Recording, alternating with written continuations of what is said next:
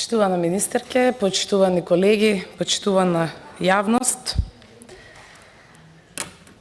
Зборуваме и ќе зборуваме, можеби наредниот месец дена за ребалансот за 2026 година. Ова не е ребаланс на развојот, ова е ребаланс на погрешното планирање. И ова е економски издржана порака, затоа што бројките покажуваат дека расходите растат многу побрзо од приходите. Вкупните приходи се зголемуваат за 4,6 милиарди денари, но расходите за 11,6 милиарди денари. И разликата не ја затвора економијата, туку нов дефицит. Меѓутоа, ако се спореди првичниот буџет со предложениот ребаланс, може да се забележи дека суштината на расходната политика останува непроменета. И понатаму најголемиот дел од буџетот е насочен кон тековна потрошувачка, додека развојната компонента и понатаму останува релативно мала.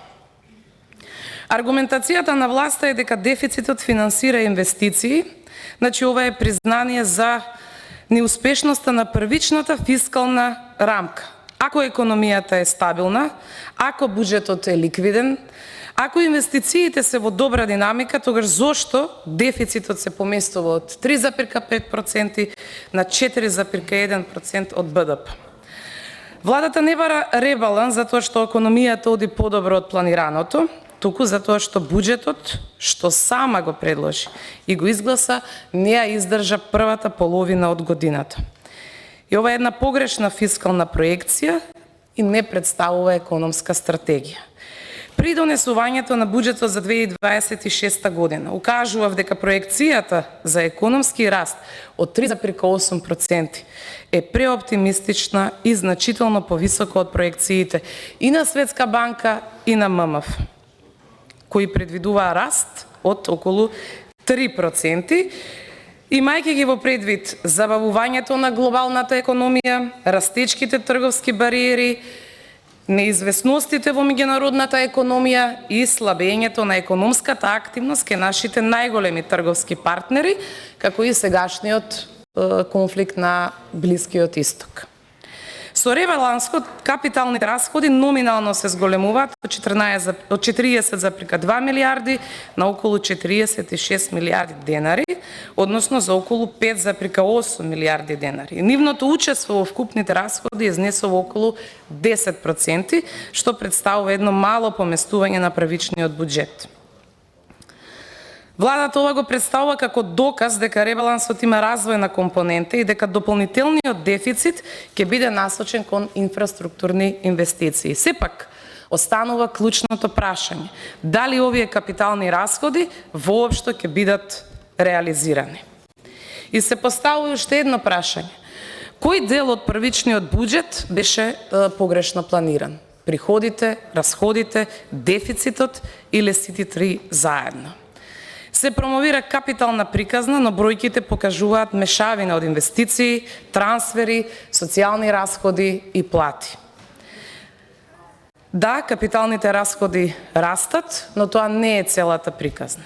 Да повторам, капиталните расходи се зголемени за околу 5,8 милиарди денари, но истовремено субвенциите и трансферите растат за над 3 милиарди денари, социјалните трансфери за над 2 милиарди денари, а платите и надоместоците за околу 1,1 милиарда денари.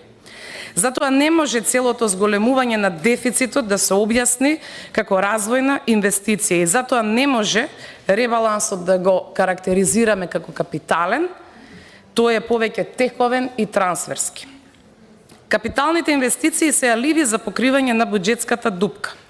Ова не значи дека капиталните расходи се измислени, туку дека владата ги користи како еден вид фасада за ребаланс кој во структурата е многу поширок и поризичен. Не спориме дека има повеќе пари за капитални расходи, спорно е тоа што владата сака сите 7 милиарди денари нов дефицит да ги представи како инвестиција, иако паралелно растат и трансферите, и социјалните расходи, и платите, доаѓаме до заклучок дека нема развојна компонента, зашто зборував и во дебатата за приносењето на буџетот, зборував и кога дискутиравме претходниот ребаланс, зборував и за предпретходниот буџет и така натаму. Прашање е колкав дел од зголемениот дефицит оди во физички капитални проекти со конкретна локација, рок, изведувач и очекуван економски ефект, а колкав дел оди во трансфери, субвенции, плати и тековни обврски. На приходната страна се открива слабост на економијата. Даночните приходи се намалуваат за 0,9%. Повеќе се потпираме овој пат на донации, неданочни приходи, односно такси, глоби претежно и задолжување. Иако номинално вкупните приходи растат. Ако владата тврди дека економијата е стабилна, отпорна и во раст, тогаш треба да се објасни зошто всушност даночните приходи се ревидираат надолу.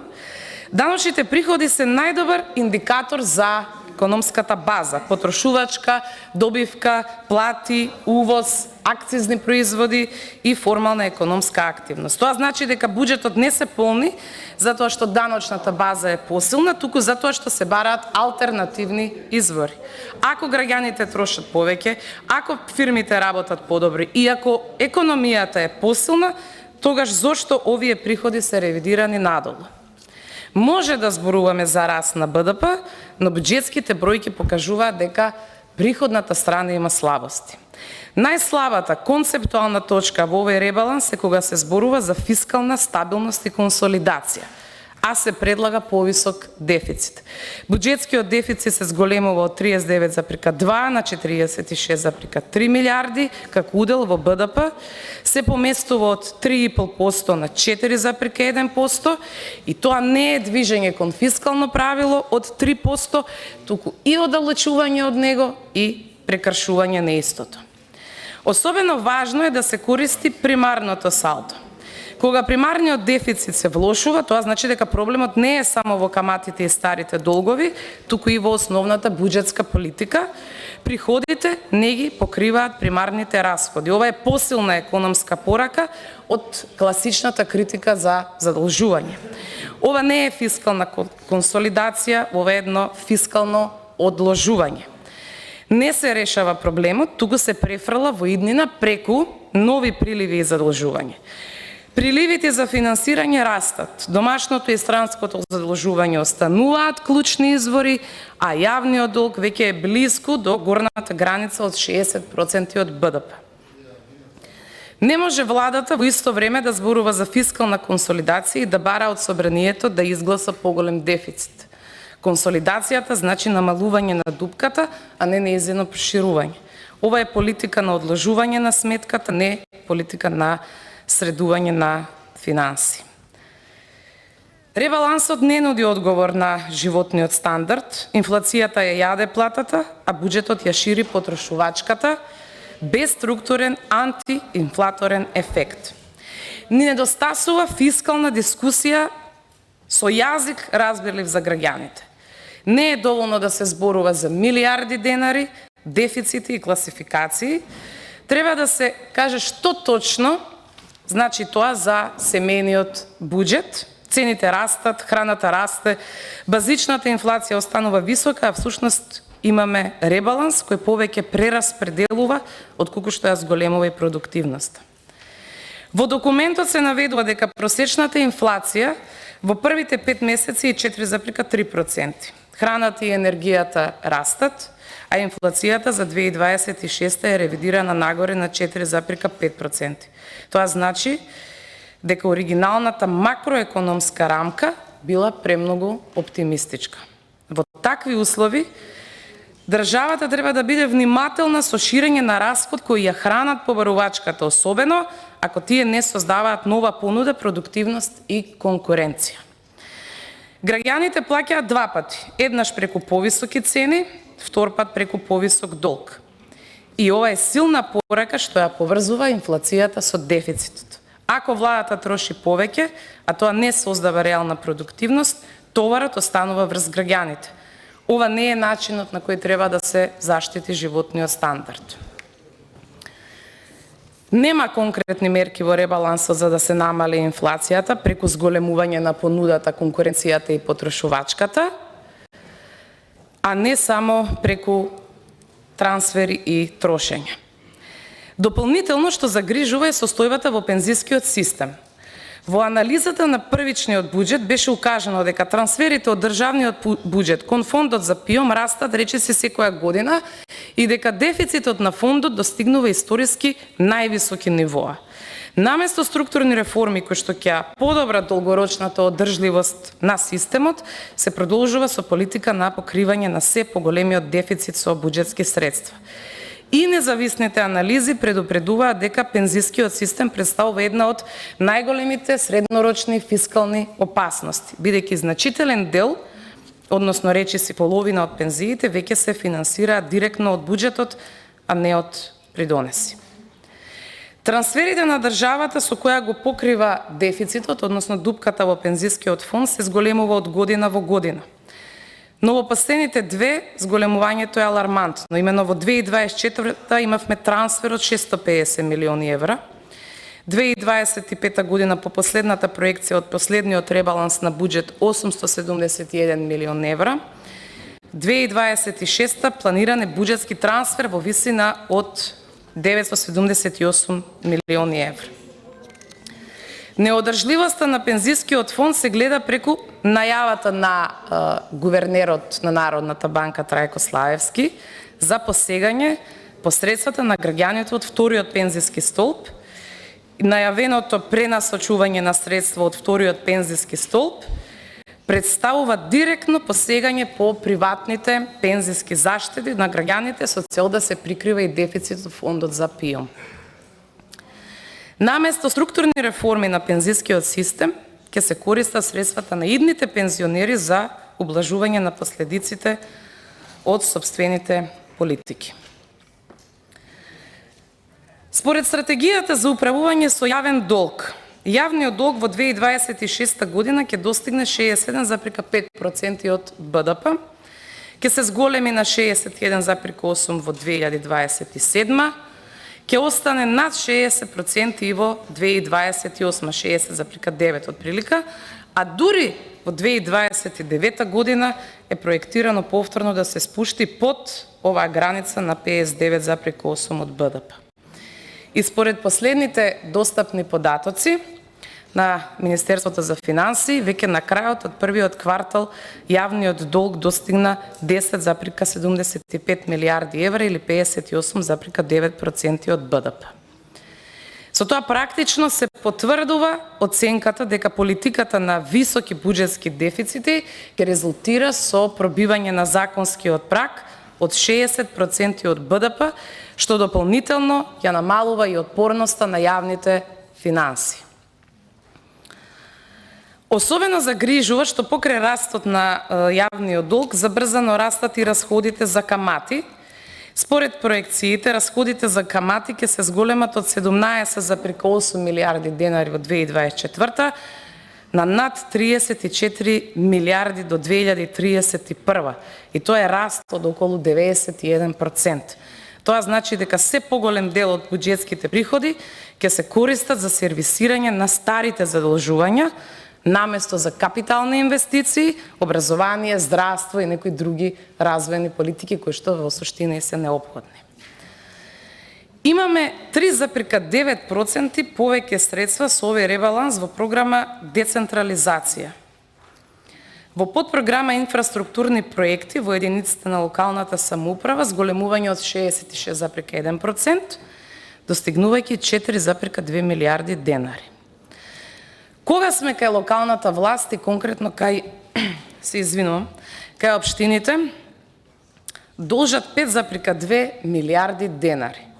Општински јавни предпријатија должат 6,6 милиарди денари, а јавните предпријатија и трговски друштва во државна собственост околу 18 милиарди или вкупно 41,6 милиарди доспејани, а неплатени обврски, а 18,8 милиарди од овие 41,6 милиарди се обврски кон приватен сектор, здруженија на граѓани и непрофитни организации.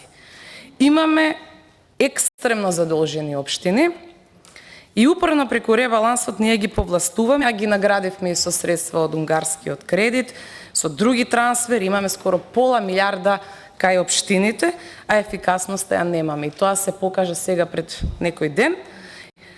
Конкретно еве и во скопските општини, кога имаше пороен дожд, на истите локации, во истите општини се случија проблеми. Со ваква динамика на задолженост на општините, во догледно време ќе немаме резултати. На страна 30 од анализата на парламентарната буџетска канцеларија пишува: функцијата заштита на животната средина бележи едно од највисоките процентуални зголемувања на буџетски средства, односно 30,8% во однос на иницијалниот буџет, а најголемо зголемување во ставката намалување на аерозагадувањето или 63,7%.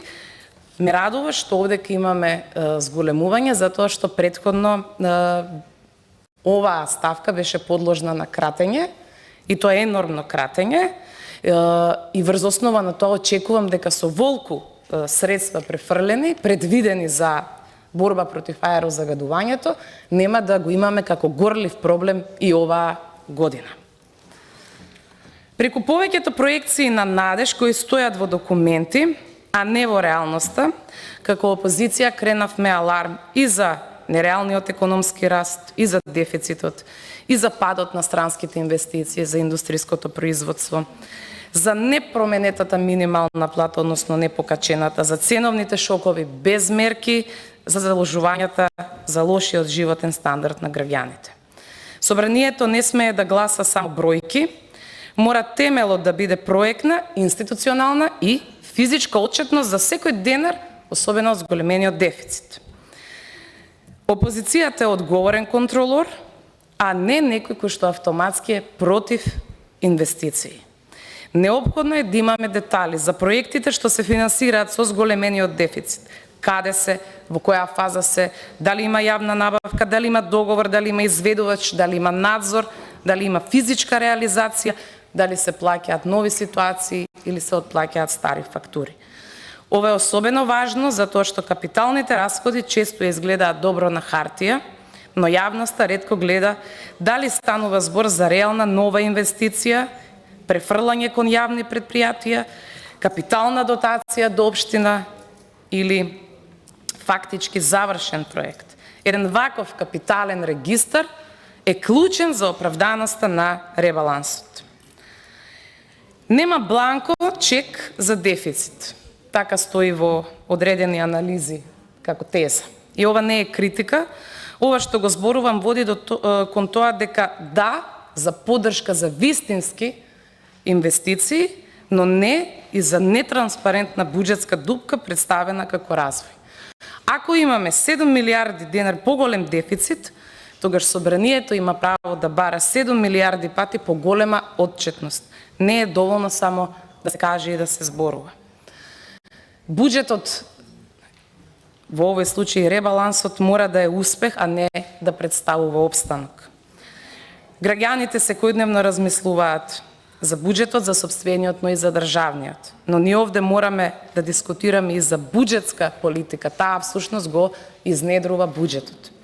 Буџетската политика финансиски ги конкретизира целите на сите јавни политики. Се е буџет и кога дискутираме и за образование, и за здравство, за развој на недоволно развиените подрачја, и се поставува прашањето дали буџетот може да го оствари, да ги оствари овие јавни политики. Во ова собрание мора да ја поставуваме темата каква буџетска политика ни треба.